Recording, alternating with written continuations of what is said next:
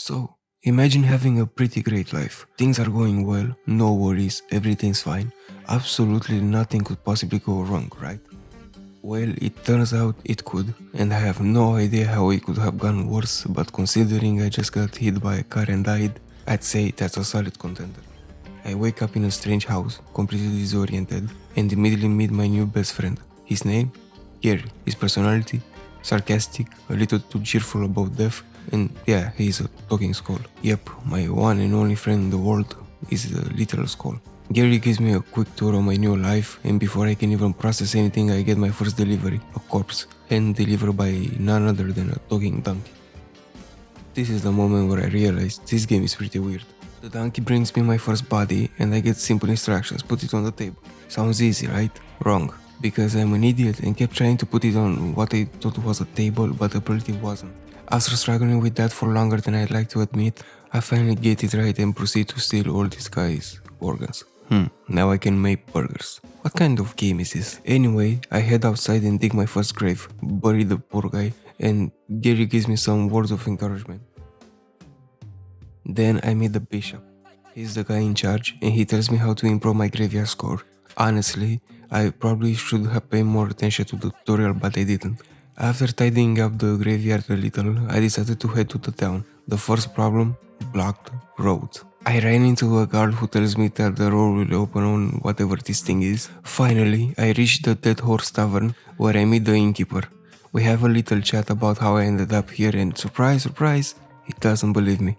Big shocker. I decide to buy a beer for my good buddy Gary, because if a talking skull asks you for a drink, you give him a drink. I also meet the innkeeper's wife, but she's not exactly helpful either. Then it's time to actually start doing something productive, so I gather some stone, chop some trees, and head over to meet the blacksmith. He gives me a quick combat tutorial and asks me to kill some slimes, because of course there are slimes.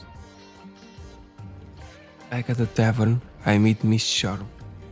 And let's say she's interesting. Then I run into a poet who needs some ink and paper, and for some reason he thinks the earth is flat. Okay, sure. After that, I unlock some new upgrades from Gary,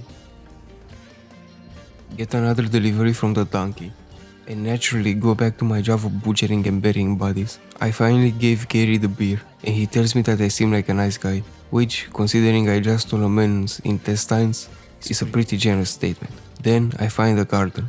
Exciting, except I don't actually have the rights to use it, so I take a break and sleep. The next morning starts with chopping trees and surprise, finding another black road. Another black road. And another. I try crafting but quickly realize I don't have enough materials, so I wander downtown, hoping to buy some supplies. But besides meeting a few interesting NPCs, I don't have much luck. Then, back to the tavern I go. When I ask the innkeeper for permission to use the garden, he tells me that I needed to talk to the merchant. Well, that's tomorrow's problem. Time to sleep again. I wake up, look at my quest log, and decide to clean up the graveyard some more.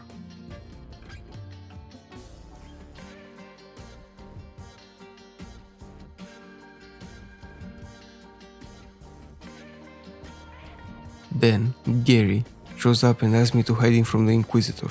Yeah, I'll get to that later. Instead, I try gardening. After my gardening adventure, I finally meet the Inquisitor, where I found out the block road is open now.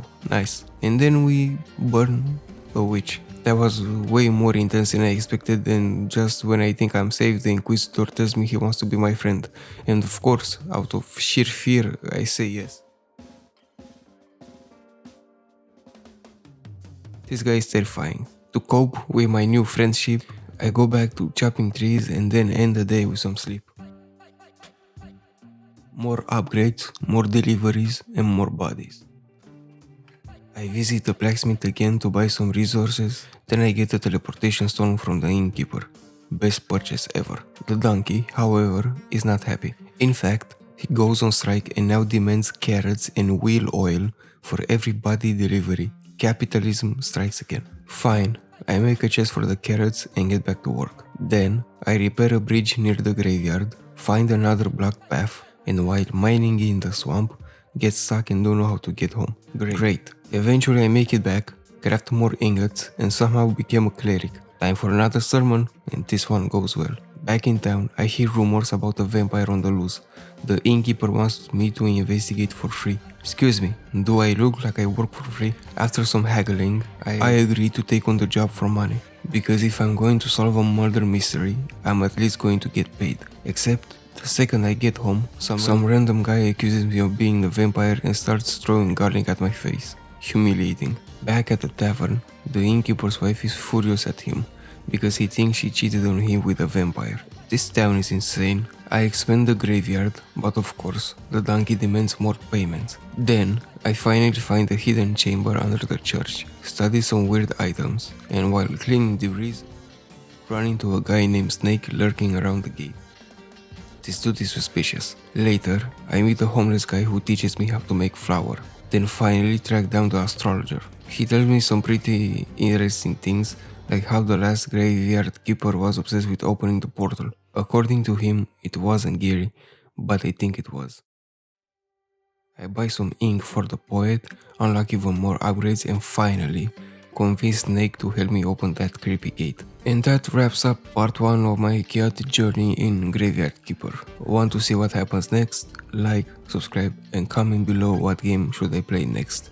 Because trust me, things are going to get even weirder.